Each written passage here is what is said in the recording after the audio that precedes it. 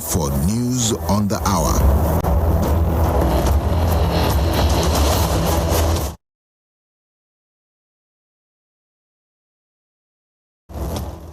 Good morning. Thanks for staying with us. This is the news at the top of the hour.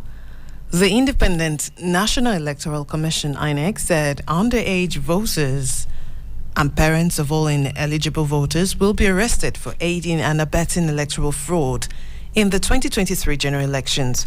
INEC National Commissioner and Chairman Information and Voter Education Committee, Festus Okoye, warned underage voters to stay away from polling units during the general election or risk arrest.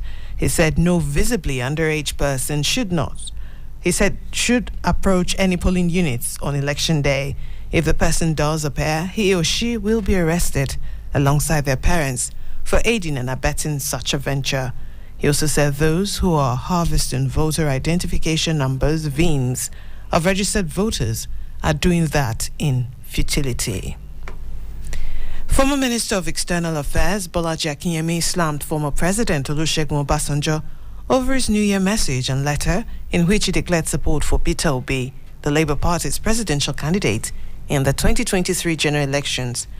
Akinyemi, a political science professor, believes Obasanjo is part of the foundation of the country's problems and that he should have retired from politics at the end of his presidency. He dismissed the suggestion that focus should be on Obasanjo's message rather than his personality or record as president. He said he works as a political scientist, and as a political scientist, it doesn't sit well with him. So for those saying Obasanjo's message should be the focus rather than his personality, they are politicians who have something to hide and who do not want people to look back into their own record. The management of the University of Ilorin Teaching Hospital, UITH, has expressed its determination to go ahead with the investigation and prosecution of the 3 people who allegedly assaulted a medical doctor at the hospital over the death of one Alhaji Soliu, a butcher who reportedly died in the hospital last week Tuesday.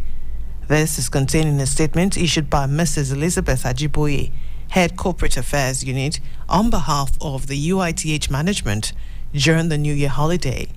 The statement said that despite the amicable resolution of the matter, the hospital will continue its investigation and prosecute the 3 relatives of the deceased who allegedly assaulted the medical doctor.